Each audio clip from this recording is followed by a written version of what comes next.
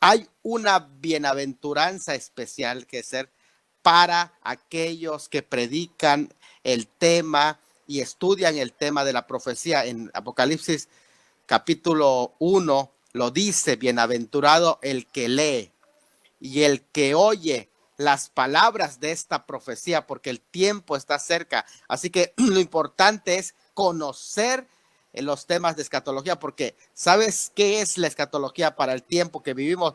Es el mapa, prácticamente el mapa que nos guía en qué punto de la historia nos encontramos y en qué momento, cuánto podemos hablar de las señales de la venida del Señor. A lo mejor no podemos poner fecha, pero si estas que se ven son señales de su venida, entonces su venida es inminente. En cualquier momento puede aparecer. Que será adelante.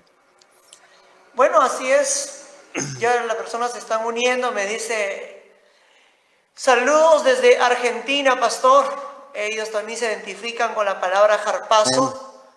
Eso, Así muy bien. es. Me dice, la palabra jarpazo también es conocida acá, ¿no? En Argentina. Excelente. Y también no hay algunos que dicen jarpazo o arrebatamiento o rapto. No está mal dicho la palabra rapto, ni tampoco arrebatamiento, ni tampoco jarpazo, la cual esas tres palabras son lo mismo. Y como usted ha dicho, hay un desconocimiento total de este tema, Pastor Salomón. Hay bastante problema porque muchos supuestos escatólogos, entre comillas, ¿no? Quieren tratar de decir, ¿no? Que esto ya se cumplió, que esto se cumplió en el año 70. ¿Por qué muchas personas dicen eso, pastor? Que ya se cumplió en el año 70. Bueno, es importante entender las escuelas de interpretación del Apocalipsis. A partir de Agustín, aunque la influencia fue de Clemente, de Orígenes, porque Orígenes prácticamente con la influencia de la interpretación alegórica que se traía de los griegos, porque los griegos cuando estudiaban a Homero hacían interpretaciones alegóricas de qué es simbólicamente lo que estaba hablando Homero en sus historias sobre los dioses y otros, las mitologías. Y ese tipo de interpretación se lo aplicaron a la Biblia, en especial a las profecías bíblicas, a partir de Orígenes. Después ese Orígenes influenció precisamente a Agustín, quien establece la interpretación amilenialista que vimos en la semana pasada, que fue la doctrina adoptada oficialmente por el romanismo, la Iglesia Católica Apostólica Romana, y posteriormente, a través de los reformadores, Juan Calvino y Martín Lutero, siguieron la misma línea del amilenialismo, del tema de la reforma.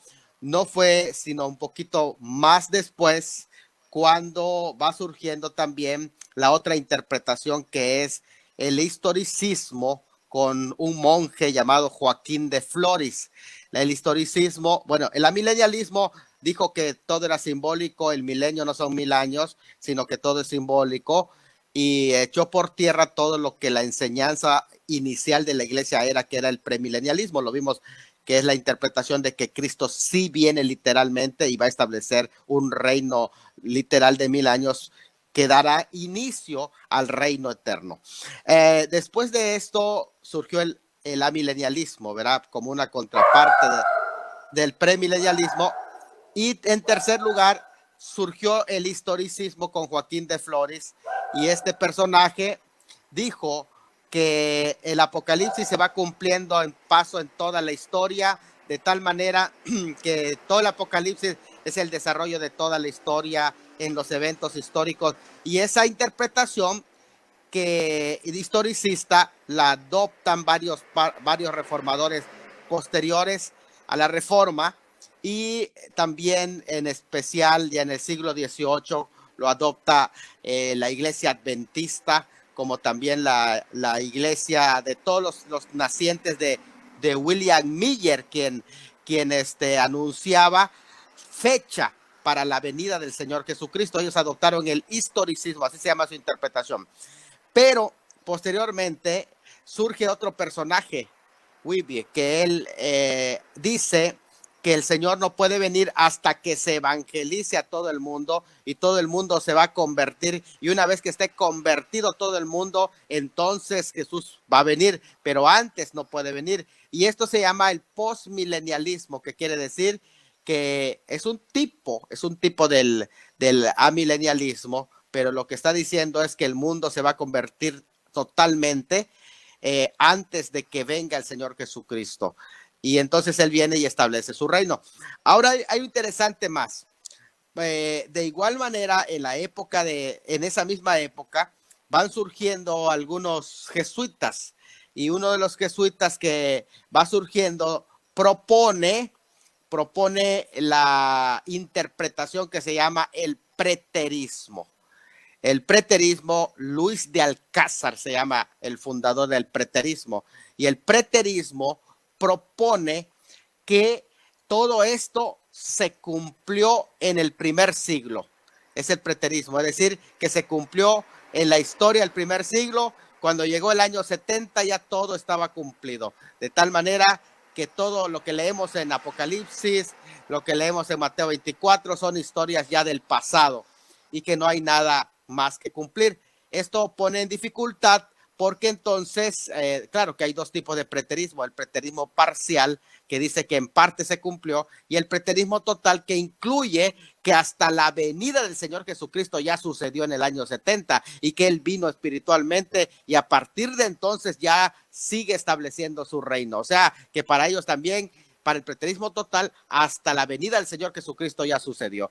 Cosa que cuando nosotros estudiamos la Escritura nos damos cuenta que a través de la hermenéutica dispensacional y premilenial nos damos cuenta que todos esos cumplimientos parciales fueron modelos, ejemplos que se cumplieron parcialmente, pero que simbólicamente anuncian lo que va a suceder en el tiempo del fin, en los días antes de la venida del Señor Jesucristo. Eso es la razón, Gesser, por la que hay varias escuelas y entonces las personas, sin saberlo, se casan con una de las escuelas teológicas. Por eso hoy vamos a analizar la hermenéutica dispensacional. Adelante, Gesser.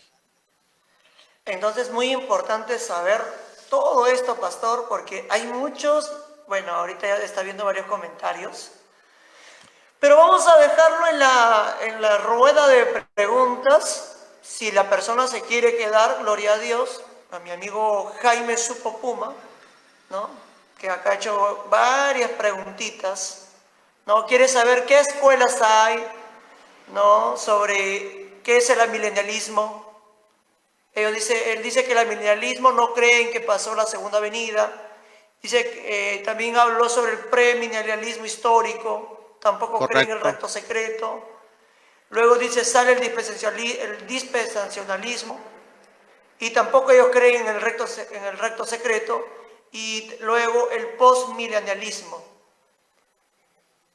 Ok, entonces sí, exactamente, cuando hablamos del premilenialismo histórico, que prácticamente es anterior al amilenialismo. Esto es algo muy importante entenderlo, y como una reacción en contra, totalmente contraria a la doctrina original, es el amilenialismo, que dice no milenio, es decir, el milenio es algo simbólico y entonces lo que estamos viviendo ahora en la época de la iglesia es el reino y prácticamente cuando el Señor venga es la eternidad, a grandes rasgos, ¿verdad?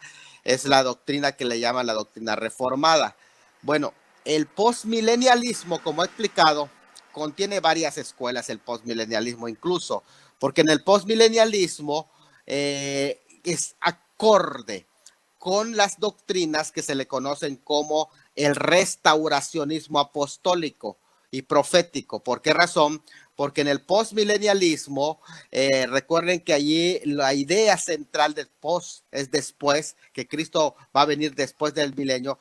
Lo que se busca es conquista. La iglesia va a conquistar las principales áreas de influencia del gobierno, y por eso es que se establecen ahora los apóstoles para que dirijan la reforma apostólica y profética, y Cristo no puede venir hasta que ya la iglesia haya conquistado esos espacios y sea prácticamente el dominio Por eso se llama la doctrina que se llama el postmilenialismo el dominionismo. ¿Por qué?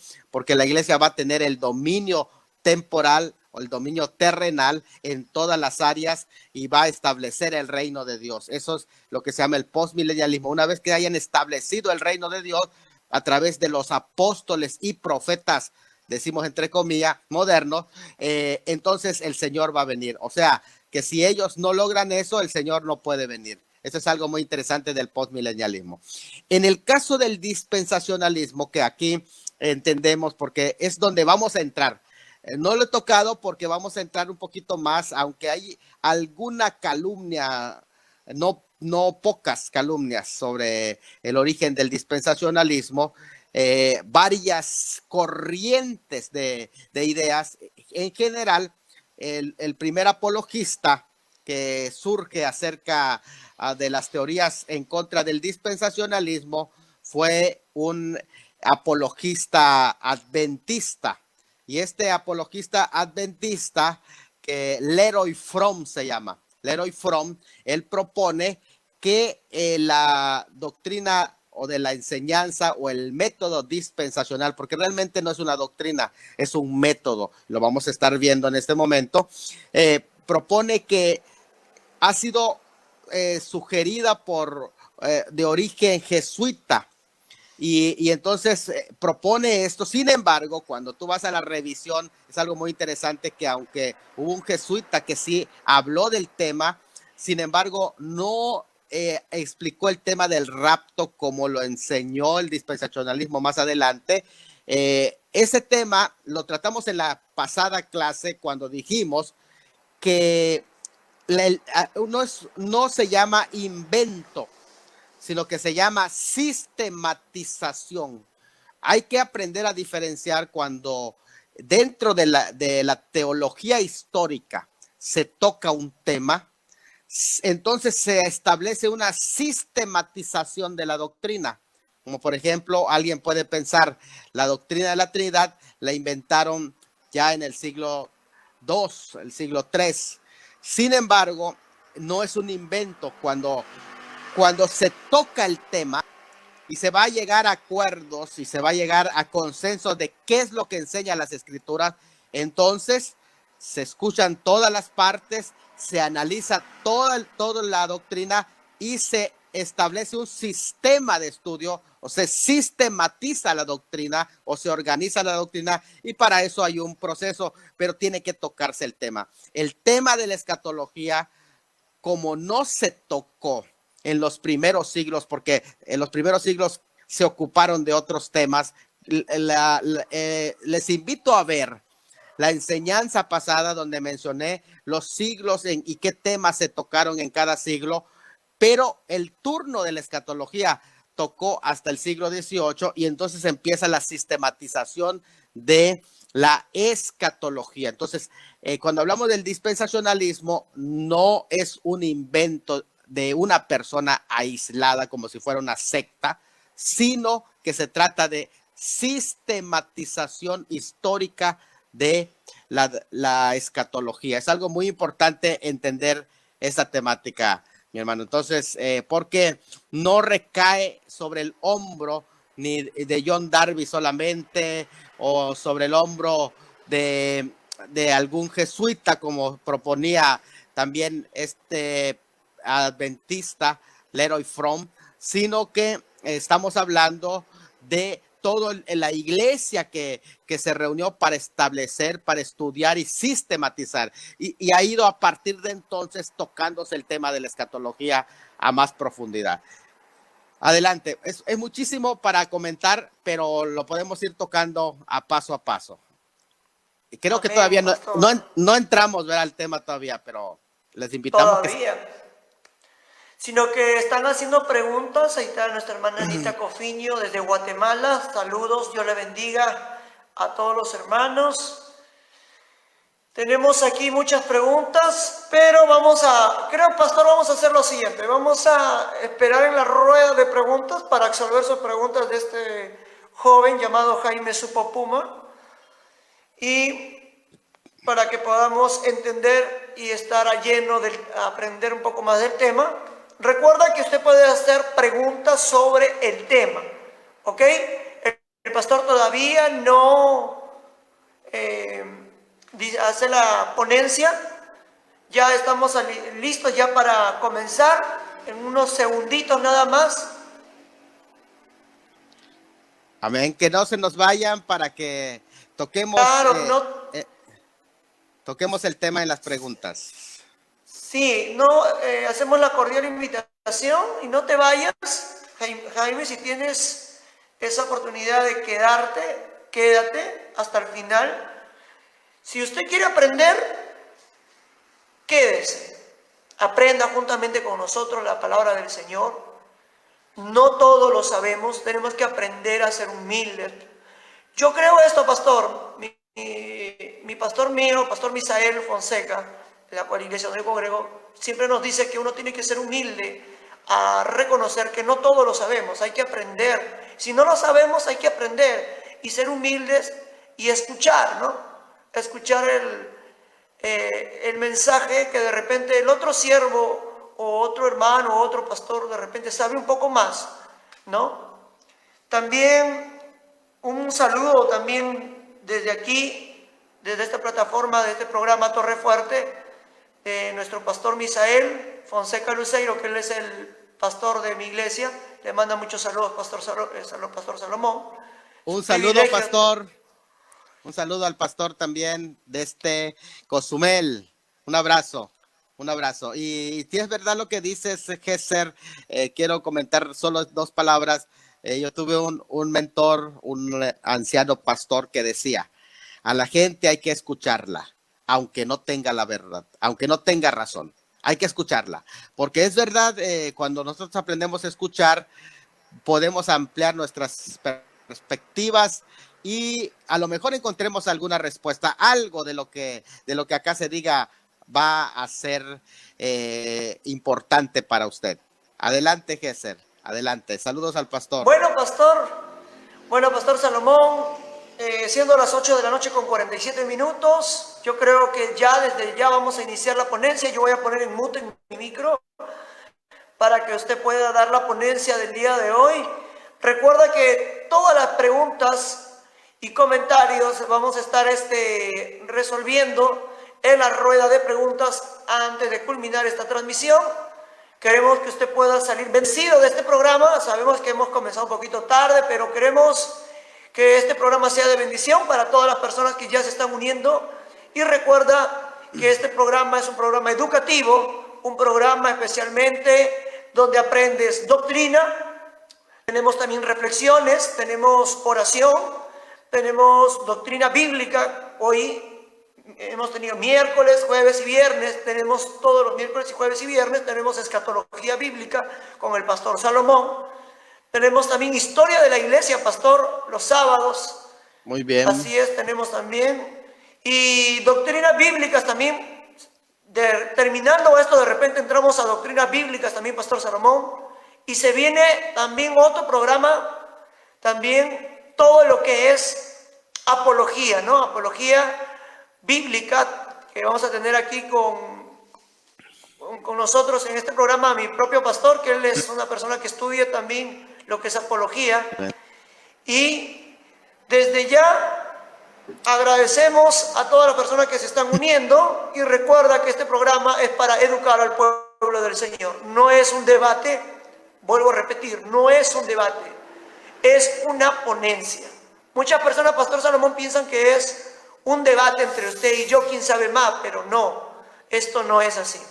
Esto es una ponencia, una conferencia en la cual ustedes y yo aprendemos a través del pastor Salomón, que tiene mucho que dar a través de esta enseñanza de la escatología bíblica. Así es, vamos a darle pase al pastor, pero sin antes vamos a lecturar la palabra del Señor, ¿no? Antes de iniciar, pastor Salomón, en el libro de Efesios. Así es. Amén. Vamos a abrir Amén. nuestras Biblias. Vamos a leer la Biblia y antes vamos a orar por este inicio de programa. Así es. Recuerda que este programa es para educar al pueblo del Señor. Oramos primero para poder lecturar la palabra del Señor. Padre Celestial, hágase tu voluntad. Señor Jesucristo. Toma control de este programa, que se haga tu voluntad, Señor, no como lo que yo quiero, sino como tú quieras. Toma, Señor, este programa como tú desees, Señor. Toca vidas, transforma vidas, cambia vidas. Usa a Pastor Salomón como nunca lo hayas usado. Padre, que esta enseñanza sea de edificación para el cuerpo de Cristo. Amén y amén. Amén. Les invito a abrir vuestras Biblias en el libro de Efesios. Así es, el libro de Efesios capítulo 3, versículo del 1 al 13, rápidamente. Antiguo o Nuevo Testamento, para ver, vamos a ver quién gana. A ver, ¿está en el Nuevo o en el Antiguo el libro de Efesios? Algunos dicen que está en el Antiguo, vamos a ver, no creo, ¿eh? Pero está en el Nuevo Testamento, vamos a ver. Ahí vamos a ver, Efesios está en el Nuevo Testamento, en la epístola del apóstol Pablo, el capítulo 3, del 1 al 13. Dice la palabra del Señor: por esta causa, yo, Pablo, prisionero de Cristo Jesús, por vosotros, los gentiles, si es que habéis oído de la administración de la gracia de Dios, que me fue dada para con vosotros, que por revelación me fue declarada el misterio, como antes lo he escrito brevemente, leyendo lo cual podéis entender cuál sea mi conocimiento en el misterio de Cristo, misterio que en otras generaciones no se dio a conocer a los hijos de los hombres, como ahora es revelado a sus santos apóstoles y profetas por el Espíritu, que los gentiles son coherederos y miembros del mismo cuerpo y copartícipes de la promesa en Cristo Jesús por medio del Evangelio, del cual yo fui hecho ministro por el don de la gracia de Dios que me ha sido dado según la operación de su poder. A mí, que soy menos que el más pequeño de todos los santos, me fue dado esta gracia de anunciar entre los gentiles el evangelio de las inescrutables riquezas de Cristo y de aclarar a todos cuál sea la dispensación del misterio escondido desde los siglos en Dios, que creó todas las cosas, para que la multiforme sabiduría de Dios sea ahora dada a conocer por medio de la iglesia a los principados y potestades en los lugares celestiales, conforme al propósito eterno que hizo en Cristo Jesús nuestro Señor, en quien tenemos seguridad y acceso con confianza por medio de la fe en Él. Por lo cual pido que no desmayéis a causa de tribulaciones por vosotros, las cuales son vuestra gloria. Vayamos a Colosenses capítulo 1, la epístola del apóstol Pablo a los Colosenses. Hemos leído hace unos minutos el libro, la carta del apóstol Pablo a los Efesios, capítulo 3, versículo del 1 al 13. Ahora vayamos a Colosenses, capítulo 1, versículo 24 y del 24 al 27. Muchas personas nos preguntan y nos dicen qué texto están leyendo. Vuelvo a repetir. Hemos leído Efesios capítulo 3, versículo del 1 al 13, en la cual se va a llevar esta enseñanza, y Colosenses capítulo 1, versículo 24 al 27. Dice Colosenses capítulo 1, versículo 24 al 27. Ahora me gozo en lo que padezco por vosotros, y cumplo en mi carne lo que falta de las aflicciones de Cristo por su cuerpo, que es la iglesia, de la cual fui hecho ministro según la administración de Dios que me fue dada para con vosotros, para que anunciéis cumplidamente la palabra de Dios, el misterio que había estado oculto desde los siglos y edades, pero que ahora ha sido manifestado a sus santos, a quienes Dios quiso dar a conocer las riquezas de la gloria de este misterio, entre los gentiles, que es Cristo en vosotros, la esperanza de gloria. Amén. Pastor Salomón, con usted esta ponencia. Yo voy a poner mi micrófono en mute. Usted va a comenzar ya la ponencia del día de hoy, titulado Harpazo y la hermenéutica dispensacional. Pastor Salomón. Amén. Gracias. Esperemos que todos puedan permanecer hasta el final. Gracias, Gesser, y al programa Torre Fuerte. Los pasajes que se han leído van a ser nuestro punto de partida para poder hablar de la hermenéutica dispensacional, que hemos dicho, no importa lo antiguo o lo reciente que sea, sino lo bíblico. Siempre en una doctrina tenemos que buscar no cuán reciente es o cuán antigua es, sino cuán bíblica es esa doctrina. Es algo muy importante. Y hemos leído dos pasajes, Efesios 3 y Colosenses 1, 25 al 27. Bueno, el de Efesios 3 lo leímos porque allá aparece la palabra dispensación, aunque voy a aclarar porque en 1:10 aparece la palabra dispensación, que es oikonomía, pero aquí en esta parte del capítulo 3, no necesariamente es la palabra que se traduce como dispensación, es aquí no oikonomía, sino es koinonía. Es muy interesante porque koinonía es comunión. Y sin embargo se traduce como dispensación porque lo que se está presentando allá es todo un sistema que funciona con sus leyes respectivas. Así que es algo muy interesante. En Efesios 3, 1 al 13, Pablo, cuando está hablando, hace un paréntesis porque ha estado dando instrucciones, y antes de llegar a terminar de dar más instrucciones, hace un paréntesis para tratar el tema del misterio entre Cristo y su iglesia. Esto es importante, misterio entre Cristo y su iglesia, que ya en otras ocasiones en el capítulo 5 también va a volver a retomar el tema de la relación entre el esposo y la esposa, pero como un misterio que es la relación entre Cristo y su iglesia. Es peculiar porque la iglesia misma es un paréntesis. Fíjate, aquí está haciendo un paréntesis gramático acá, pero en realidad él está también hablando de un paréntesis, y el paréntesis es la iglesia. Es un paréntesis en el que se basa prácticamente la escatología dispensacional. Es evidente que en el Antiguo Testamento, desde Génesis hasta Malaquías 12, de Génesis 12 hasta Malaquías 4, muestra a Dios tratando con su pueblo Israel. Cuando llega el Mesías y entonces viene el rechazo de parte de su pueblo sobre el Mesías, Dios puso temporal o parcialmente un endurecimiento para el pueblo judío, puesto temporalmente, y lo aclaro, esto es importante porque son palabras del apóstol Pablo, puesto a un lado, según Romanos 11. Con ello se introdujo lo que se le conoce como la era de la iglesia.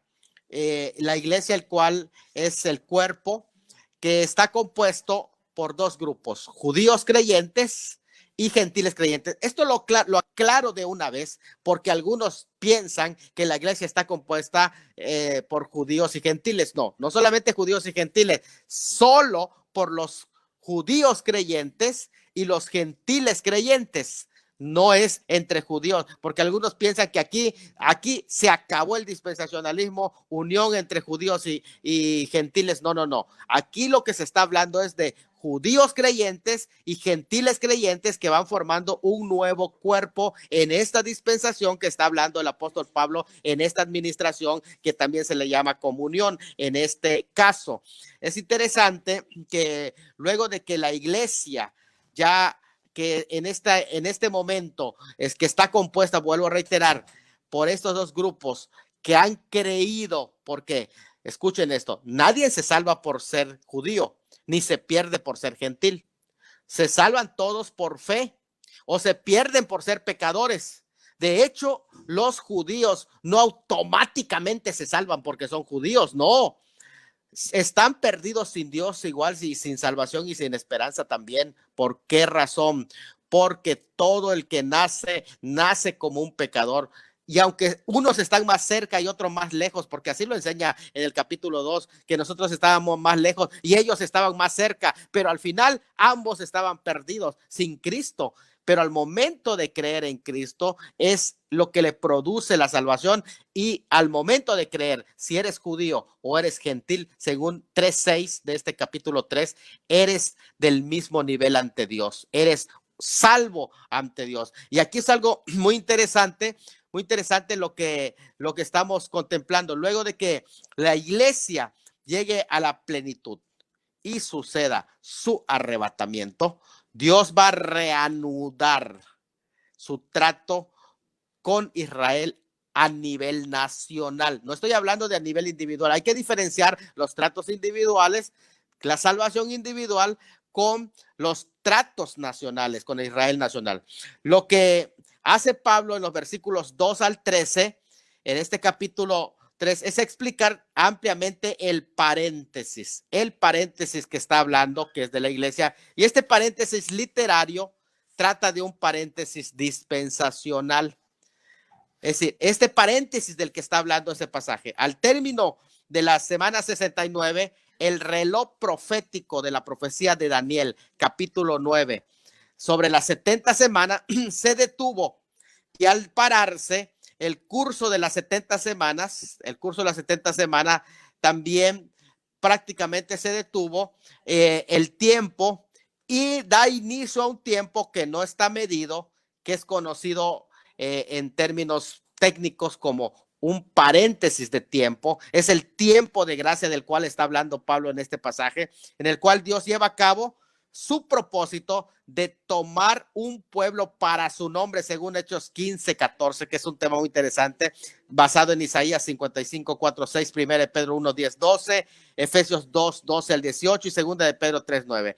La iglesia en el Nuevo Testamento es la dispensación de la gracia de Dios, porque sus ministros son llamados por gracia, y su mensaje habla también de un favor inmerecido de Dios. Además, sus receptores principales, los gentiles, eran los más indignos de recibir, incluso como vimos cuando hablamos de Tito 2:13, cuando todavía más grande, cuando enfocó a los esclavos. Pero nosotros que estábamos más lejos, a nosotros se manifestó en mayor calidad o cantidad, o en mayor forma, la gracia de Dios. O sea, éramos los más indignos, de tal manera que fuimos favorecidos con esta gracia. Eso es maravilloso. Por eso, al que más se le perdona, más ama. La iglesia como misterio que Cristo reveló es aclarada en el versículo 9 que leíste, como un misterio escondido desde los siglos. La iglesia no existía entonces en el Antiguo Testamento, y ella nunca fue revelada de forma directa o plenamente. Ahí solo hay figuras y símbolos sobre el tema de la iglesia, pero no hay una declaración abierta. De hecho, aunque en Hechos 7:38 alguien pueda decir, mire, aquí dice la iglesia del desierto, bueno, pero se refiere a la congregación de Israel en el desierto. No está dirigiéndose, hablando de la iglesia como tal, sino es una referencia a la congregación de Israel. Y hay una diferencia grande, porque incluso si nosotros decimos que cada vez que aparece el término eclesia se refiere a la iglesia, ya estamos cometiendo un error, porque Hechos 19:32 y 19:41 usa la palabra eclesia para referirse a la muchedumbre pagana de Éfeso que se había reunido. A esa reunión dice que se reunieron toda esa iglesia de Éfeso en Hechos 19:32 y el 19:41. Así que no toda vez que aparece la palabra eclesia se está refiriendo a la iglesia como cuerpo de Cristo. Tenemos que hacer la diferencia, el uso técnico y teológico para referirse a la iglesia, o cuando se utiliza en sentido general, como en Hechos 7:38 y en Hechos 19:32 y 41. Entonces, el uso semántico es importante entenderlo. Cuando se habla de iglesia y se refiere al cuerpo de Cristo en especial, no debemos perder de vista que se refiere no a cualquier asamblea, sino que se refiere al cuerpo de Cristo. Ya en Colosenses, tú leíste en 1:26, aclara que la expresión cuando dice que no se había revelado como ahora, y en 3:5 lo vuelve a reiterar, mejor entendido, no solo ahora, sino dando a entender de que es una revelación exclusiva para este tiempo, dando a entender como algo que no había pasado, insólito, inaudito, no se había revelado para nada, como ahora en este tiempo se ha revelado. No se trata de un grado de revelación que diga, bueno, es que ahora se reveló más ampliamente. No, no, es que no había completamente. Los profetas no vieron a la iglesia. Ellos no entendieron este paréntesis. Y aunque sabía que Dios uniría a su pueblo, a los no judíos, y siempre se les había dado muchos de ellos la bienvenida a los gentiles en el pueblo de Dios a través de la circuncisión y el proselitismo. Se hacían prosélitos al circuncidarlos y bautizarlos e integrarlos a Israel, pero para ser miembros en pleno tenían que hacer esto, circuncidarse y sumergirse en agua para los rituales de purificación.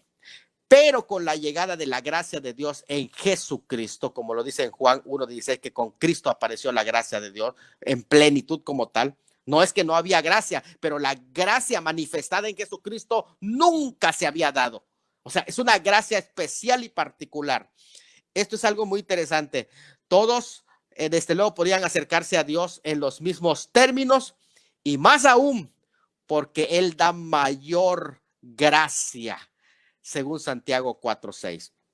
Ahora, en esta dispensación llamada acertadamente la dispensación de la gracia, su gracia está desbordando porque nace de lo que Él obtuvo en la cruz para nosotros, ya no de lo que nosotros podamos aportar, sino de lo que Él hace para nosotros. Así que la exhortación de Pablo era clara: la Iglesia Universal debía ser lo que estaba llamado a ser, es decir, un pueblo unido e interracial en toda su gloria. Esto es interesante porque ahora nos damos cuenta que no solamente hay salvación para los judíos que creen en Jesús como Mesías, que eso no era extraño, pero que ahora lo tremendo es que hay salvación para los gentiles que creen en Jesús, pero que ambos pueblos juntos en la cruz son unidos y forman un nuevo cuerpo que ya ni es gentil ni es judío, sino que se le conoce como el cuerpo de Cristo, que es la iglesia, compuesto por judíos creyentes y gentiles creyentes. Esto es muy importante reenfatizar. No digo judíos y gentiles, pero le añado el calificativo de creyentes porque son los creyentes en el Mesías. O sea, ni Israel ni la tribulación son un misterio.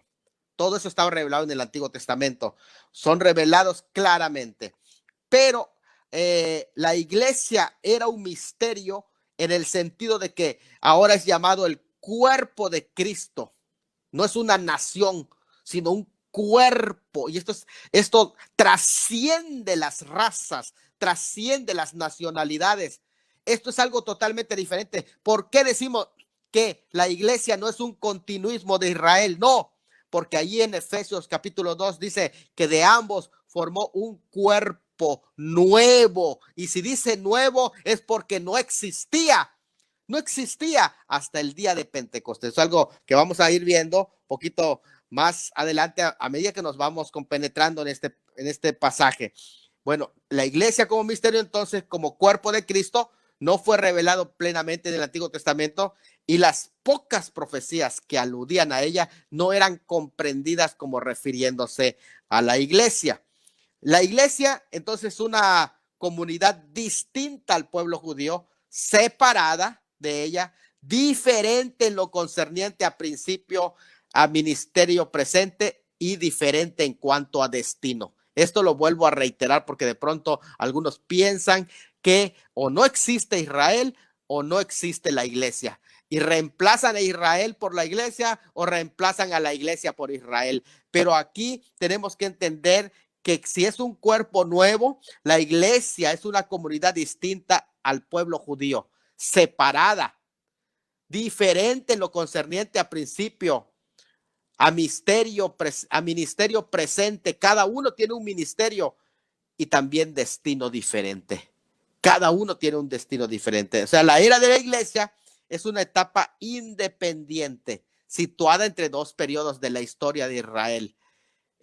¿Cuáles son esos dos periodos que ya vimos? Las 70 semanas se detuvieron y se extiende la otra, en tanto el reloj profético para Israel se detuvo y entonces se introduce un programa que es un paréntesis. Esta interrupción se enseña claramente tanto en Daniel 9:26 como en Romanos 11:17 al 24, donde se habla precisamente de este proceso del endurecimiento en parte hasta que venga la plenitud de los gentiles. Y entonces, luego de que el Señor vuelva, todo Israel, dice allá, será salvo. Es interesante, ¿verdad? Podemos hablar, argumentar el tema del paréntesis, pero no es el momento de ir presentando. Tengo una lista de citas bíblicas en donde se argumenta el tema del paréntesis. En otra ocasión ya lo he hecho también, pero simplemente vamos nosotros a pasar por alto este tema del paréntesis, pero siendo el programa, que aquí el programa que fue revelado, que acá dice que fue revelado, ¿cuál es ese programa que fue revelado? El programa que fue revelado solo después del rechazamiento de Cristo por parte de Israel, según Mateo 12, 23 a 24, lo cual le siguió el anuncio de la edificación de la iglesia. Es interesante, porque una vez que fue rechazado el Señor en su pueblo, anuncia la edificación de su iglesia. Siendo el programa de misterio, no entra sino hasta el rechazamiento del ofrecimiento del reino por Jesús, porque lo primero que hizo Jesús es ofrecerles el reino. Cuando rechazan el reino, Él presenta este tema, dice él, edificaré mi iglesia. Y entonces Pablo, el apóstol llamado de los gentiles, explicando, describiendo el papel de los gentiles dentro de la iglesia, en Efesios 2:15, dice que lo que Cristo formó en su cuerpo es un nuevo hombre. En Efesios 2:15, en referencia a que no se habló de este cuerpo en el Antiguo Testamento y no existía, porque allá dice nuevo completamente, porque no existía. Es importante esa parte. Y enseña que la iglesia solo podría existir después de la muerte de Cristo, según Efesios 5, 25 al 26, porque es con su muerte que compró a la iglesia. Estaría edificada sobre la resurrección de Cristo, porque no podía existir la iglesia si Cristo no resucitaba. Por lo tanto, ¿cómo puedes decirme que existía la iglesia si Cristo no había resucitado? Pero a la vez requería de la ascensión de Cristo, porque con su ascensión él se convertiría en cabeza de la iglesia, según Efesios 1, 19 al 23. Por lo tanto, si él no había ascendido, la iglesia tampoco podría estar, porque sería un cuerpo sin cabeza. Eso es un defecto. Funcionaría basado en los dones espirituales, los cuales vinieron cuando él se sentó a la diestra de Dios y envió dones a los hombres. Así va a funcionar la iglesia. ¿Cómo iba a funcionar la iglesia si no tiene dones?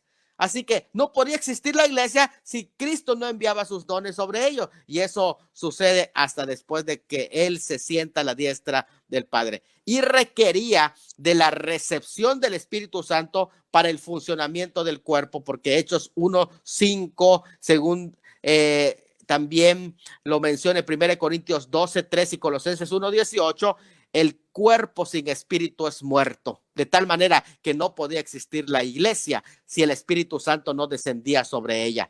Por lo tanto, entendemos que hasta el día de Pentecostés la iglesia no podía existir. Y aquí el uso del término iglesia es en sentido técnico, refiriéndose al cuerpo de Cristo. No hace referencia al pueblo de Israel, sino que aquí está hablando exclusivamente del cuerpo de Cristo, no solamente el cuerpo de creyentes, sino el cuerpo de Cristo. Entiéndase que el cuerpo de Cristo no existía hasta después del día de Pentecostés y va a ser levantado antes de que se inaugure el programa de Dios para Israel, porque culmina el programa de la iglesia con lo que se le conoce como la plenitud de los gentiles, porque hemos mencionado que hay dos programas que se desarrollan. Es el tiempo de los gentiles, que tiene connotaciones políticas, y la plenitud de los gentiles, que tiene connotaciones espirituales. Dentro de la iglesia se desarrolla este tema. Muy bien, entonces ya vamos entrando. Ahora, ¿qué estamos diciendo? La hermenéutica premilenialista. Esto es importante, que estamos hablando de esta temática. Miren, dice segunda de Pedro 1:19 al 21. Porque nunca la profecía fue traída por voluntad humana, sino que los santos hombres de Dios hablaron siendo inspirados por el Espíritu Santo. Así que la profecía, ninguna profecía de la Escritura es de interpretación privada.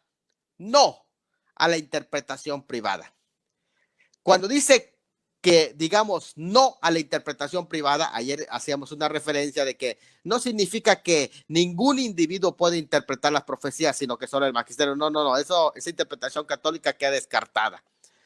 Tampoco en ninguna profecía debe ser interpretada como si hubiera una referencia exclusiva a mí, como algunos dicen, aquí está hablando el Espíritu Santo de mí, y se lo adjudican mesiánicamente ellos. No habla de ti.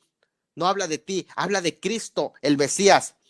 Y debe tomarse en cuenta las porciones proféticas como un todo, porque cuando dice que no son de interpretación privada, quiere decir que tú no puedes aislar un texto de su contexto. Y esto es importante en la interpretación. Todo texto que menciones, que cites, tiene un contexto. Tienes que leer. Ustedes se dan cuenta cuando nosotros explicamos los pasajes, vamos a la historia, vamos a la gramática, a todo lo que gira alrededor del texto, el contexto, que eso es lo que gira alrededor del texto, y vamos a dar la interpretación basado en esto, no aislando todo el significado de esa escritura. Entonces, tanto ver la estructura profética y su relación con otras partes. Por eso dice el Salmo, la suma de tu palabra es verdad. Entonces, no podemos llegar a conclusiones basándonos en un pasaje aislado. No, tenemos que cotejar y comparar todas las sagradas escrituras. Eso es importante. Por eso es que hablamos de la hermenéutica premilenialista ayer, que incluye premilenialista dispensacional. Por lo menos tengo 9 principios que se sigue en la hermenéutica premilenial y dispensacional, que quiere decir premilenialista, la venida de Cristo para establecer su reino. Dispensacional, que el método que sigue es precisamente de las dispensaciones, es decir, que Dios tiene un tiempo para tratar con cada uno de los pueblos en sus diferentes momentos históricos. Y esto es algo muy interesante que vamos a estar también nosotros viendo. Ahora, me gustaría que podamos todos prácticamente ver estos 9 puntos de la interpretación, que es la interpretación dispensacional y premilenial. En primer lugar, la interpretación premilenial y dispensacional, lo primero que toma en cuenta es que interpreta los textos proféticos con lo que vimos ayer, con el método gramático histórico. Ya lo expliqué. se estudia la gramática, la estructura de los significados, de los acomodos, pero también la semántica de los pasajes, la morfología del texto, el lugar que ocupa cada palabra dentro de la función del texto para hacer las traducciones, pero también se estudia lo histórico, el contexto histórico que está detrás de cada pasaje, que puede estar dentro del mismo texto. Cuando se habla de contexto, quiere decir todo lo que gira alrededor del texto. Eso quiere decir contexto. Puede ser lo que está antes o después del texto, eso se llama contexto inmediato. O puede ser lo que está en otros libros de la Biblia, eso se llama un contexto remoto. Otro contexto remoto puede ser lo que otros libros extra bíblicos, no inspirados, pero que mencionan ese tipo de costumbres, que puede ser respaldado, o simplemente otros tipos de libros que se pueden encontrar fuera de la Biblia y que son contemporáneos al texto. Eso se llama el método gramático histórico. O sea, no se simboliza nada, sino que se encuentra el sentido literal de la escritura. En segundo lugar, lo que hace la hermenéutica premilenial y dispensacional es que compara las profecías con profecías. 1 Pedro 1:20, se hace comparación. O sea, tú no puedes arbitrariamente, sin tomar en cuenta los demás lugares de los eventos. En tercer lugar, distingue entre aplicar e interpretar. ¿Cómo es eso entre aplicar e interpretar? Miren, Mateo 24. La interpretación de ese pasaje, de acuerdo a todo el contexto, es un contexto judío. Y el enfoque, el mensaje es para el pueblo judío. De ahí que se entiende que si se trata de un mensaje al futuro, es para el pueblo judío, el remanente judío. Y si se trata de la semana 70 del que habla el Señor Jesucristo mismo en ese mismo pasaje, la semana 70, es decir, la semana de la gran tribulación, entonces se trata el mensaje para el remanente judío del periodo de la gran tribulación. Entonces yo digo, lo leo, sé que la interpretación de ese pasaje es para el periodo de la gran tribulación y para el remanente judío, salvo durante ese periodo. Y digo, ¿y qué tiene que ver conmigo? Entonces viene lo que se llama aplicación. La interpretación es para ese pueblo convertido durante ese periodo, pero la aplicación, todos los pasajes traen una enseñanza. ¿Puedo aplicar Mateo 24 a mi vida? Sí puedo aplicarlo a mi vida. Las aplicaciones devocionales necesariamente tienen que darse, pero tengo que entender que son aplicaciones devocionales, no interpretaciones. Cuando voy a la interpretación profética, es Mateo 24, se refiere al pueblo de Israel en el periodo de la gran tribulación, al remanente salvo en el periodo de la gran tribulación, al remanente que se convierta al Mesías en el periodo de la gran tribulación. Pero, sin embargo, hoy puedo tener aplicaciones devocionales a mi vida. Claro que sí, siempre con el entendido que la interpretación de ese pasaje es para el periodo de la gran tribulación. Entonces hacemos una diferencia entre aplicar un pasaje devocionalmente, y eso lo hacen todos los cristianos, leen la Biblia y ven Mateo 24 y se lo aplican a su vida también, verán las 10 vírgenes, se lo aplican a la iglesia, aplicaciones devocionales. Eso no es algo que sea contrario a la hermenéutica, pero la interpretación del pasaje es cuando realmente para quiénes está dirigido el pasaje. Y entonces tú vas a hacer la interpretación ya del pasaje. Otra de las cosas, 4, leyes de doble referencia, de cumplimiento parcial y final. ¿Qué quiere decir esto?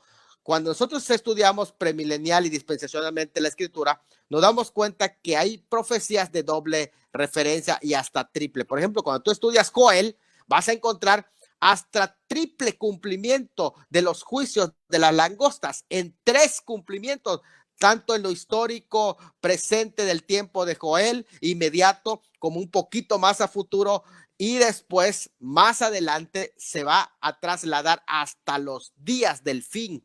Entonces es interesante ver cómo hay una profecía doble hasta triple. O las aplicaciones, por ejemplo, cuando el apóstol Pedro en el día de Pentecostés predica y cita a Joel precisamente en el capítulo 2:18 de Joel, dice del Espíritu Santo que había descendido y se hablaba en otras lenguas y se derramó el Espíritu Santo, dice, esto es lo dicho por el profeta Joel. Él nunca dijo, esto fue para que se cumpliese la escritura. Solo dijo, esto es lo dicho. Quiere decir que tiene aplicación, tiene referencia, es uno de los modelos. O sea, hay base para hablar de esto. Es referencia, no es ajeno a las escrituras.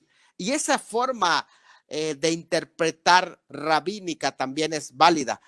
Y se conoce como patrones de cumplimiento. Un patrón que se cumplió en el día de Pentecostés, pero que la interpretación de ese pasaje futura y final y total, porque allí tuvo un cumplimiento parcial que ser allá. En el día de Pentecostés, Joel 2:28, se cumple parcialmente el día de Pentecostés, pero va a tener un cumplimiento total en la inauguración del milenio, cuando sea derramado el Espíritu Santo sobre toda carne y precisamente ya suceda todas esas señales que menciona también Joel que van a pasar que giran en torno al derramamiento del Espíritu Santo. Muy bien, estamos hablando así a grandes rasgos. También quinto, se entiende la iglesia como un misterio del Antiguo Testamento. Es decir, en el Antiguo Testamento no se menciona nada de la iglesia. Los profetas vieron con su telescopio profético al pueblo de Israel en el tiempo del fin, pero no alcanzaron a ver a la iglesia. Eso es como ver por medio de un telescopio dos montañas y ver los picos de ambas montañas. La primera montaña es la primera venida, la segunda montaña es la segunda venida, pero en medio de ellos no vieron lo que hay en medio, que es la iglesia. Solo vieron los dos picos. Es más, ellos no vieron la diferencia entre primera y segunda venida. Ellos vieron solamente la venida del Mesías. No vieron la diferencia entre la venida como siervo y la venida como rey. Y mucho menos el programa que se desarrollaba entre ambas venidas. Por eso se le conoce como un misterio que el apóstol Pablo recibe por revelación, y ese es un misterio que se describe en las Sagradas Escrituras. Ese misterio dice que no fue dado a conocer en otras generaciones, y eso es algo que también ya hemos explicado que este misterio es importante porque se refería a la iglesia que no podría existir en el mundo hasta que Cristo muriera, porque en su muerte se basa la salvación de sus miembros, hasta que Cristo resucitare, porque al resucitar provee vida para los suyos, hasta que Cristo ascendiera, porque ascendiendo se convierte en cabeza de la iglesia, y hasta que Cristo envía el Espíritu Santo con el fin de habitar en su cuerpo, que es la iglesia, y hasta que Cristo diera dones de apostolado para poner el fundamento de la iglesia. O sea, y el Señor lo dice en futuro, edificaré mi iglesia. Y esta concepción es tan importante porque está demostrando precisamente lo que aquí se está diciendo, que la iglesia era un misterio del Antiguo Testamento porque no se habló de ella. Es un programa especial de Dios para formar un cuerpo nuevo en este periodo de tiempo.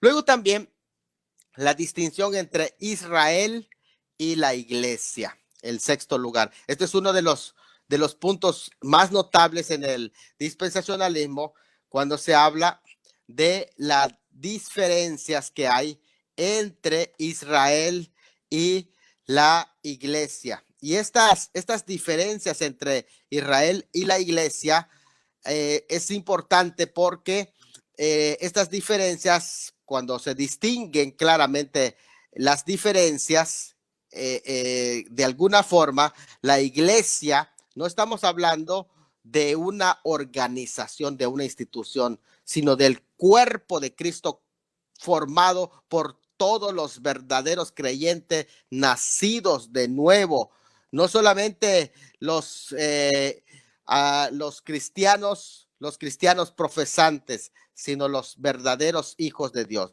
Ahora hay una diferencia grande, podemos decir una lista de diferencias, porque Israel es una nación escogida por Dios y sustentada por promesas dadas por juramento, según Deuteronomio 7. No todos los individuos en esta nación escogida eran salvos. Esto es una diferencia grande que hay que entender. En el caso de la iglesia es una asamblea de creyentes que han sido llamados y que han sido bautizados en el cuerpo de Cristo, es decir, insertados en su cuerpo espiritual. Cada miembro del cuerpo de Cristo es salvo, pero desde luego que hay multitud de cristianos profesantes. Esos no son del cuerpo de Cristo, solo son de labio, pero los verdaderos cristianos están insertados, bautizados en el cuerpo. No así con Israel, donde hay miembros que no tienen fe. Israel tiene su origen en Abraham, Isaac y Jacob, que son Jacob, el padre de las 12 tribus. La iglesia tiene su origen en el día de Pentecostés, cuando los primeros creyentes fueron puestos en el cuerpo de Cristo. Israel, el programa de Dios para Israel estaba centrado en Jerusalén. Escuchen esto, y de alguna forma estará nuevamente centrado en Jerusalén durante la gran tribulación, cuando la iglesia sea quitada, y durante el milenio también se centrará en Jerusalén. Eso lo podemos comprobar con pasajes bíblicos. Ahora, el programa de Dios para su iglesia comenzó en Jerusalén, sí, pero no se limitó a ella. Se extendió hasta lo último de la tierra. No es que se centró en Jerusalén y ya el énfasis sobre Jerusalén y su capital. No. Nosotros no tenemos una capital aquí en la tierra. La iglesia se identifica con el Cristo resucitado, no con una ciudad terrenal. En el caso de Israel, su propósito y programa para ellos fue revelado en las escrituras del Antiguo Testamento, según Romanos 9. Pero para la iglesia, el propósito y programa para ella no fue revelado en el Antiguo Testamento, sino en el Nuevo Testamento por los apóstoles y profetas, en especial el apóstol Pablo. La historia de Israel, presentada en Daniel 9:24 en las 70 semanas, incluye el sacrificio de animales. Estos incluían también, estos años incluirán el periodo de la gran tribulación. La historia del reino milenial también se incluye. Pero la historia de la iglesia no incluye sacrificios de animales. El sacrificio del Mesías es recordado por medio de la mesa del Señor, solo como un recordatorio, el único sacrificio que aceptamos. La historia de Israel, de alguna forma, podemos decir que comprende un sacerdocio limitado a Aarón y excluye a la mayoría de los israelitas. Lo mismo se aplica en el milenio, cuando el sacerdocio de Sadoc también va a ser restaurado del pueblo de Israel. Pero para la iglesia durante esta edad, la iglesia prácticamente, cada creyente es un sacerdote, no solamente la tribu de Leví o el sacerdocio de Sadoc, sino cada creyente es un sacerdote. Eso es importante. En el caso de Israel, la historia de Israel, de alguna manera, podemos decir que se divide en dos grupos, israelitas y gentiles, ¿verdad? Dividió la historia de Israel en dos grupos, israelitas y gentiles. Pero cuando aparece la iglesia, este es un tercer grupo. Ya no solamente hay judíos y gentiles o griegos, que es lo mismo, sino que ahora también hay la iglesia del Señor, un tercer grupo. Entonces, podemos decir que los israelitas varones eran circuncidados como señal del pacto abrámico, pero los creyentes de esta edad disfrutan de una circuncisión no hecha de mano, sino del corazón, y no requieren de la circuncisión física. Y así, Israel estaba bajo la ley de Moisés como regla de vida, en tanto la iglesia está bajo la regla de la nueva criatura en Cristo Jesús, que es la ley del espíritu de vida. Los israelitas incrédulos eran físicamente hijos de Abraham y espiritualmente hijos del diablo. En Juan 8:37 al 44 lo dijo Jesús. Pero en el caso de la iglesia, todo creyente en Cristo verdadero prácticamente es un hijo de Abraham y un hijo de Dios espiritualmente, Y esto no significa que los creyentes de esta edad de la iglesia sean israelitas, no, no, sino que espiritualmente comparten la misma fe de Abraham. Israel debía de observar el día sábado. La observancia del sábado tendría lugar también durante el periodo de la gran tribulación y durante el milenio, pero la iglesia debe ser diligente y debe hacer un esfuerzo para entrar en el reposo de Dios, y esto es una tarea diaria. La membresía de la nación de Israel era por nacimiento o por llegar a ser un prosélito, que quiere decir convertirse al judaísmo a través de la circuncisión. En el caso de la iglesia, la membresía es por el nuevo nacimiento acompañado del ministerio del bautismo del Espíritu de Dios. Ahora, podríamos seguir hacia adelante, pero saben, hermano, lo que estoy diciendo es que hay una abismal de diferencia entre la iglesia e Israel. Muy bien. Vamos, en la hermenéutica dispensacional también, nosotros no solo distinguimos entre Israel y la iglesia que está basado en 1 Corintios 10:32, no seas tropiezo ni a judíos, ni a gentiles que son griegos, ni a la iglesia del Señor. Aplicamos también el principio dispensacional. ¿Qué quiere decir? Que hay tiempos, esto de las dispensaciones no es una doctrina, es un método de estudio. Es importante hacer esa diferencia. Cuando nosotros entendemos ese método de estudio de las dispensaciones, es agarrar un sistema ordenado para estudiar, porque cuando lo hacemos de esa manera, nosotros vamos a encontrar precisamente que en ese método de estudio de las dispensaciones, vamos a encontrar cómo Dios tiene ordenado todo, absolutamente todo, y que esa historia de la escritura, al estudiarlo dispensacionalmente, podemos mantener un orden tanto en nuestra mente como un orden prácticamente en todo lo que nosotros emprendemos. O sea, cuando tú ves la Biblia con el dispensacionalismo, como les he dicho, es una herramienta de estudio bíblico. Por favor, no diga, es que es esta es una herramienta de estudio bíblico que reconoce que en las escrituras hay distinciones básicas y contempla una revelación progresiva en los propósitos divinos. Es decir, mira la Biblia como una manifestación continua de la revelación de Dios y lo ve a través de edades sucesivas. Y eso es muy claro. O sea, cuando tú te das cuenta que hay distinción de tiempos en la escritura, hay una lista de tiempos que de alguna manera pues va a ser llevada a efecto. Entonces tú te das cuenta que hay un orden en los acontecimientos. ¿Ves? Que existe ese orden de eventos.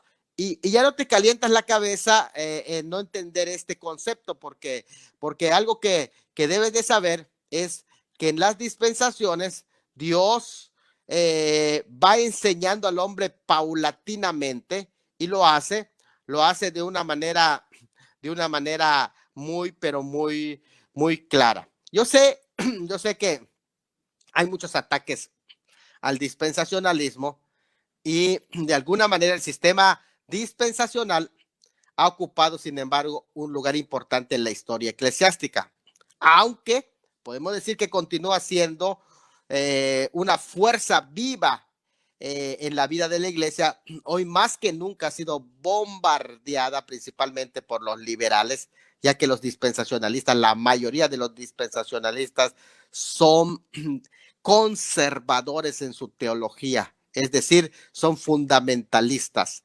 conservan las doctrinas fundamentales, pero algunas de las fuentes atacan, tanto el amilenialismo como la teología del pacto lo han atacado, pero hay premilenialistas históricos que también atacan el dispensacionalismo y de alguna forma yo creo que el ataque también procede dentro del mismo dispensacionalismo, porque hay gente, y aquí me gustaría decirlo, hay gente que enseña el dispensacionalismo, pero no lo enseña correctamente. Y eso se vuelve un mal testimonio porque todos piensan que eso enseña el dispensacionalismo y a veces solamente es una corriente que es un extremo dentro de las enseñanzas que están lejos de la enseñanza del dispensacionalismo. Miren, ¿qué métodos se han usado para atacar al dispensacionalismo?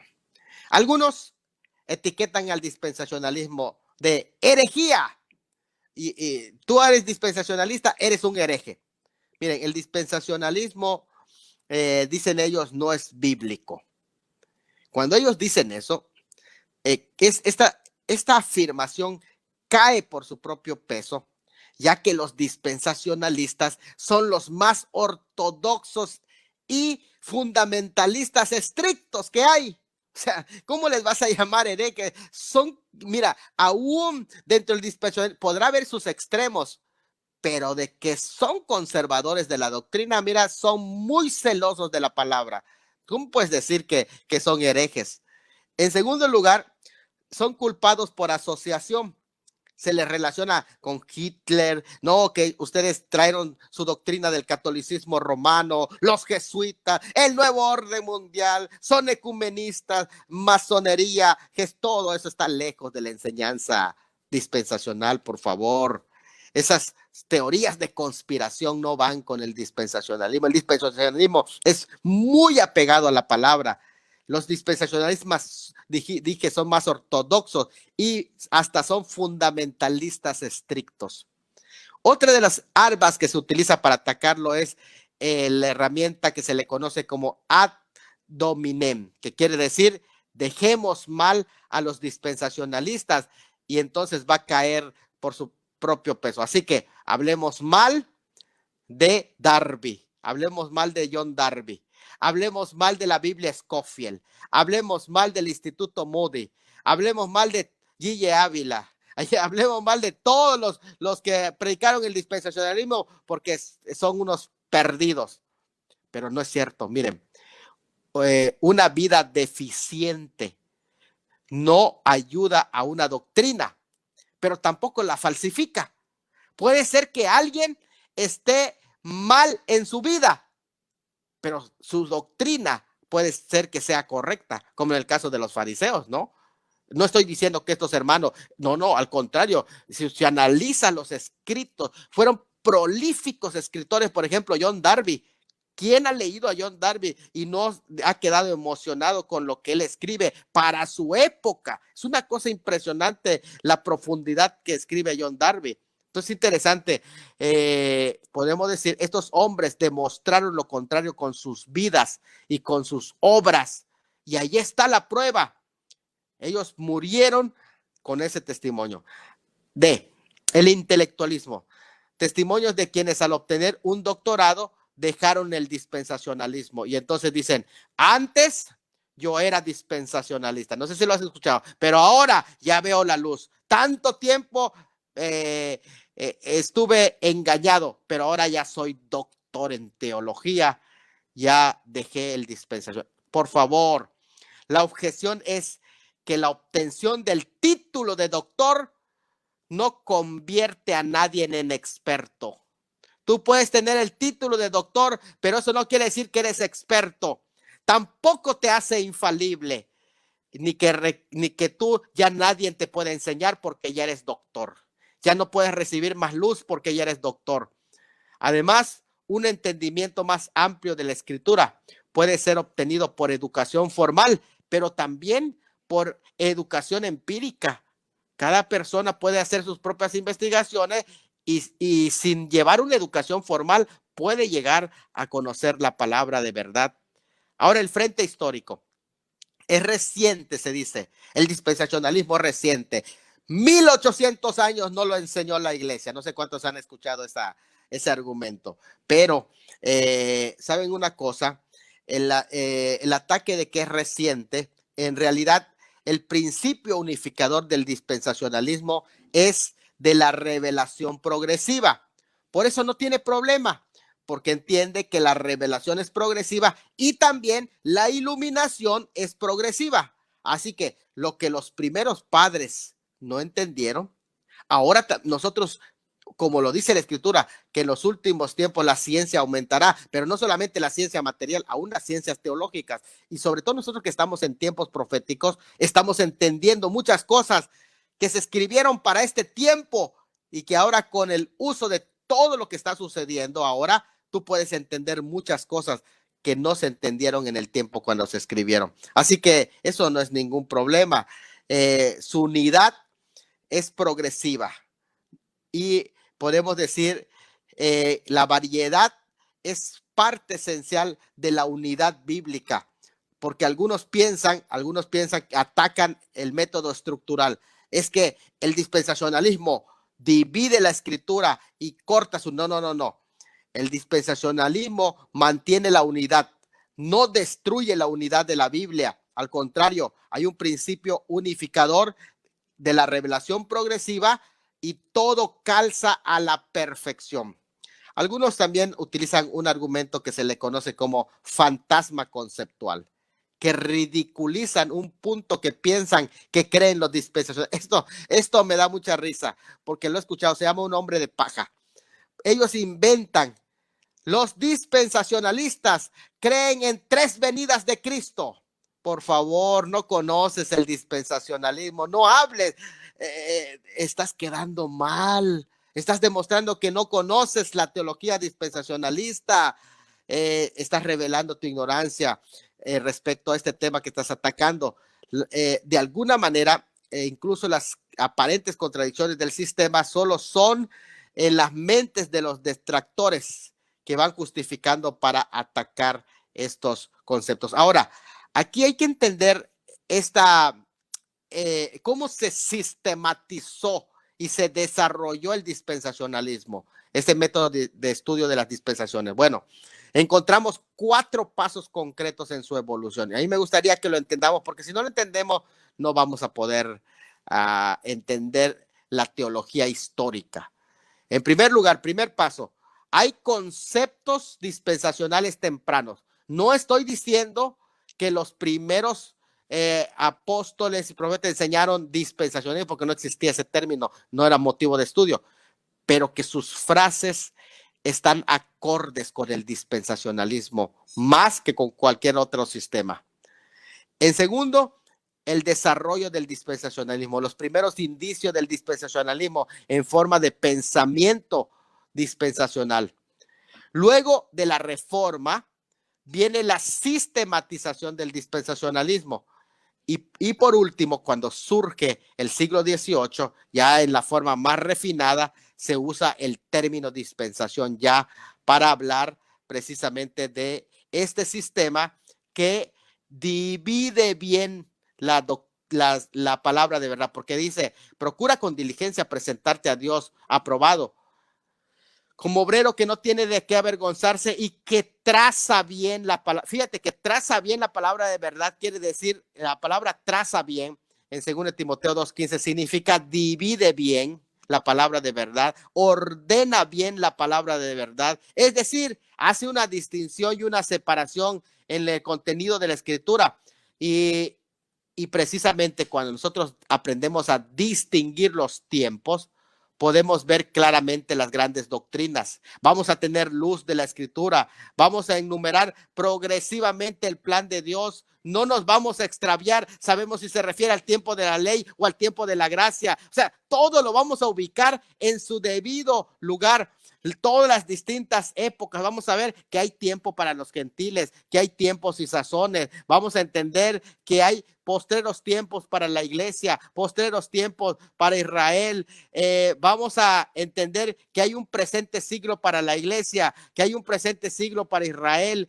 Bueno, todo vamos a entender en su debido lugar, porque el sistema dispensacionalista precisamente nos ayuda a poder acomodar cada una de esas realidades en su debido sitio, en su debido lugar. Entonces, es importante, hasta aquí donde hemos llegado, entender esto, ¿verdad? Por eso es que el dispensacionalismo te ayuda a no perderte.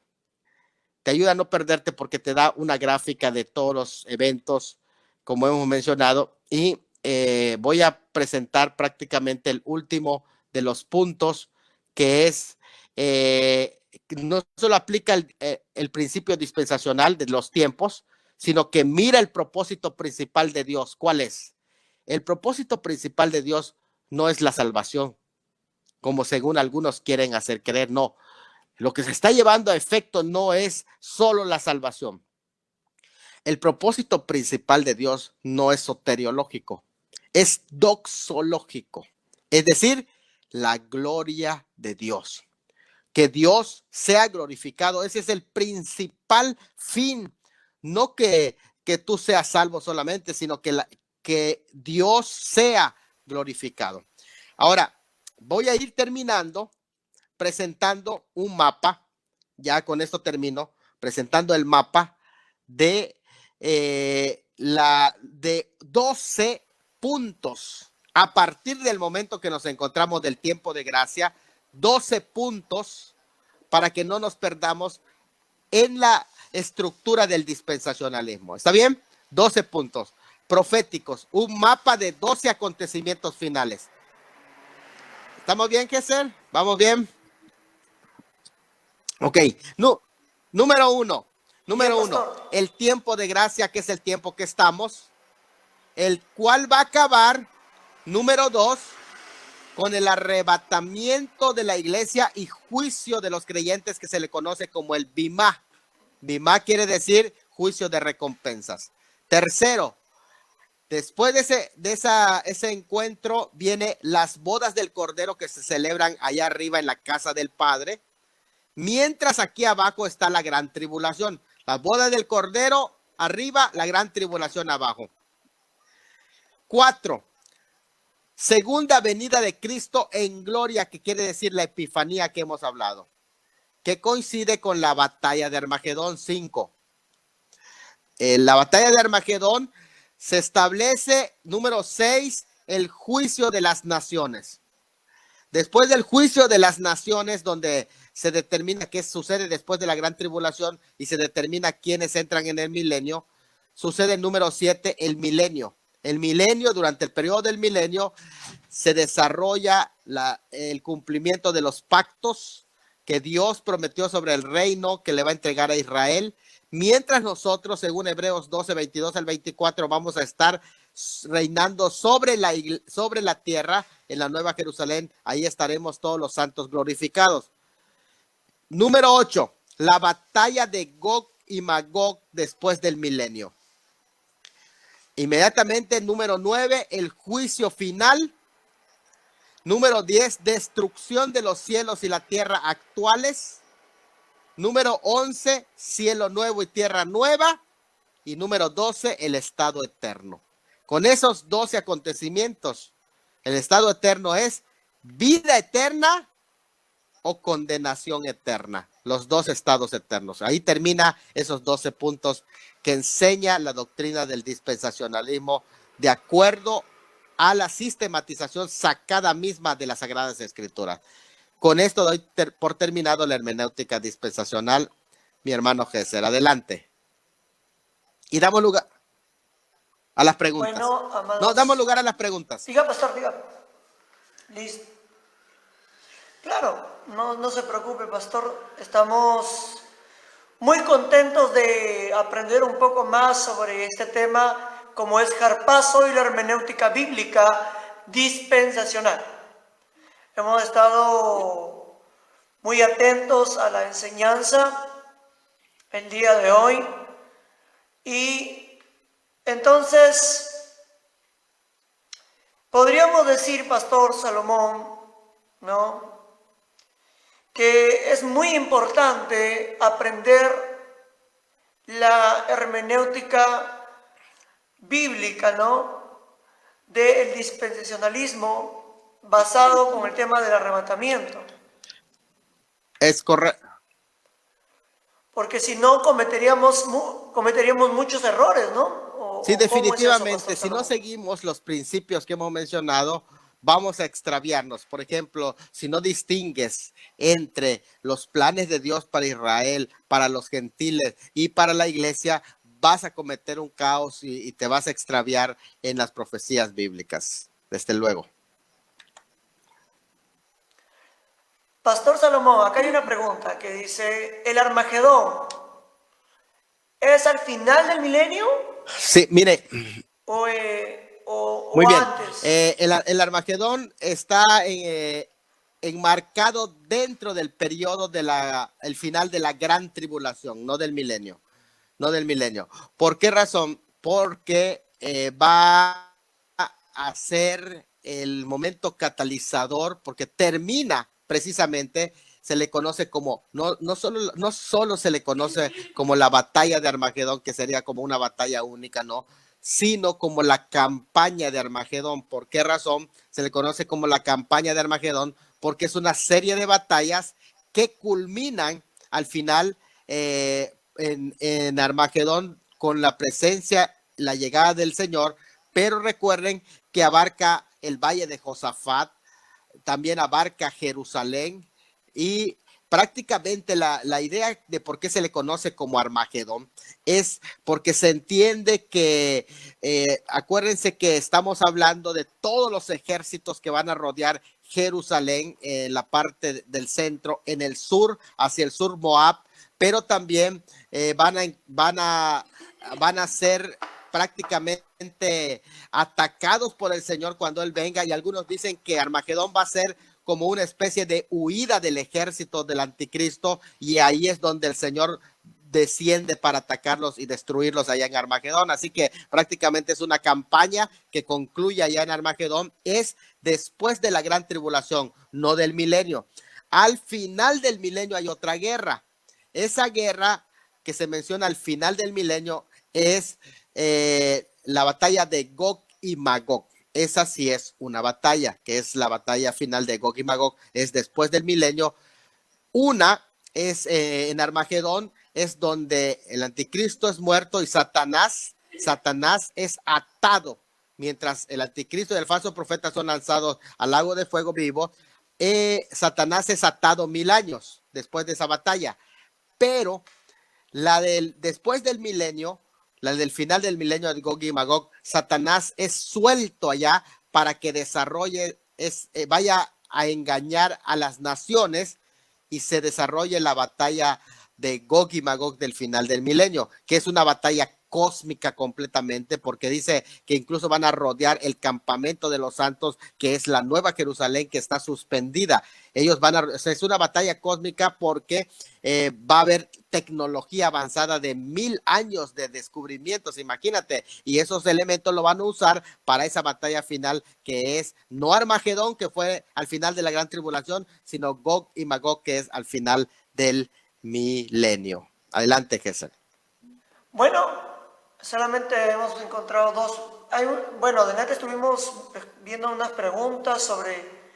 Usted ya creo que ya habló todo sobre este tema, ¿no? Sobre el milenialismo. No, acá me preguntaron, ¿qué es el milenialismo, pastor? Bueno, el amilenialismo en el griego a es no, es una negación. Milenio, por ejemplo, milenio, está diciendo no milenio, no hay milenio. Eso es lo que significa amilenialismo, quiere decir no creemos en el milenio, o el milenio no es literal, sino que para ellos el milenio es simbólico. No son 1000 años, o sea, es simbólico. Entonces, allá para ellos esta doctrina es la doctrina del reino, de tal manera que todo lo que dura el tiempo de la gracia, ese es el reino de Cristo, el tiempo de la gracia. Así que cuando Él viene, ya es para la eternidad cuando Él viene. Eso es lo que enseña el amilenialismo. No existe milenio, no hay más que la iglesia está desarrollando todo el reino de Dios. No hay promesa de Dios para Israel. Es más, Israel ya no tiene velo ni en el entierro, porque ahora la iglesia es el nuevo Israel de Dios. Es como un reemplazo de Israel. Eso es lo que es. Pastor, pero eso, la mayoría piensa, esa manera de pensar, si no me equivoco, creen que la iglesia es Israel. Yo tengo este pensamiento, ¿no? Que la iglesia es la iglesia, Israel es Israel. No podemos entreverar ambos pueblos, ¿no? Hay promesas para la iglesia y hay promesas para Israel. ¿no? Entonces, ¿por qué hay una mala interpretación sobre este tema de la hermenéutica dispensacionalista, pastor? Sí, Con eso es muy esto es la importante. última pregunta para cerrar. Sí, esto es muy importante que se está hablando de la confusión que hay entre Israel y la iglesia. ¿Por qué razón? Porque lo que se busca ya es la forma de cómo relacionar entre el antiguo y el nuevo pacto. Y entonces se dice, bueno, lo que está sucediendo es que el Señor tiene un continuismo en su programa y entonces Israel al rechazar al Mesías puesto a un lado completamente, no como lo dicen Romanos. El apóstol Pablo dice, ha rechazado Dios a su pueblo Israel, y él dice, en ninguna manera, porque yo también soy israelita de la tribu de Benjamín, no lo ha rechazado, sino que hay un endurecimiento parcial y temporal hasta que venga la plenitud de los gentiles. Entonces lo que se está desarrollando no es el programa de Israel ahora o Israel espiritual, no, sino que es prácticamente un nuevo programa. Ahora, aquí hay una confusión interesante porque, por ejemplo, cuando tú lees Gálatas 6:6, dice allá, y al Israel de Dios, algunos piensan que el Israel de Dios de la iglesia, no. El Israel de Dios es el grupo de Israel en el tiempo del apóstol Pablo que había creído en Jesucristo como el Mesías. Ese es el Israel de Dios contrastado con el Israel carnal o incrédulo. Eso es importante entenderlo. Quiere decir que es una parte, Israel de Dios en el tiempo de Pablo es una parte de la iglesia, ¿sí? Compuesta por judíos convertidos en el Mesías Jesucristo. Pero dice a la iglesia del Señor y el Israel de Dios. No está diciendo que es al pueblo de Israel incrédulo, no, es la parte de la iglesia judía creyente en Jesucristo como el Mesías. Ese es el Israel de Dios. Eso es importante entenderlo porque después hay confusiones respecto a ese tema. Es un tema que podemos ir tocando más adelante, pero entender que Israel y la iglesia no son los mismos pueblos. Uno tiene promesas diferentes. Israel tiene promesas terrenales, en tanto Israel tiene promesas celestiales. Israel hay diferencia de simiente. Israel es la simiente física de Abraham. La iglesia es la simiente espiritual de Abraham. Tienen nacimientos diferentes. Israel celebra su aniversario al pie del monte Sinaí, en tanto la iglesia en el día de Pentecostés. Tienen maneras diferentes de ser pueblo. Los judíos son pueblo por nacimiento físico, la iglesia es pueblo por nacimiento espiritual. Tienen nacionalidades distintas. Israel pertenece a esta tierra y al sistema mundial entre las familias de las naciones. Es un país. La iglesia no es un país. La iglesia tiene dos ciudadanías, pero su ciudadanía está en los cielos. Tiene diferentes menciones en las escrituras. Por eso dice, no seáis tropiezo ni a judíos, ni a gentiles o griegos, ni a la iglesia del Señor. Eso es algo muy importante, diferentes menciones. Así que podríamos hablar de esas diferencias a más profundidad, pero creo que con esto es suficiente hacer esta distinción. Israel es Israel y tiene promesas de los pactos terrenales y se le va a cumplir sobre esta tierra. La iglesia es el pueblo espiritual de Dios y tiene promesas celestiales. Con eso lo resumimos. Adelante, Gesser. Y creo que una de las promesas celestiales que el Señor le dio a la iglesia es el harpazo, ¿no? Amén. Una de ellas es el harpazo, el arrebatamiento o el rapto, como tú lo quieras llamar, siendo las 10 de la noche con 3 minutos. Quedamos aquí en este quinto tema que fue harpazo y la hermenéutica bíblica dispensacional.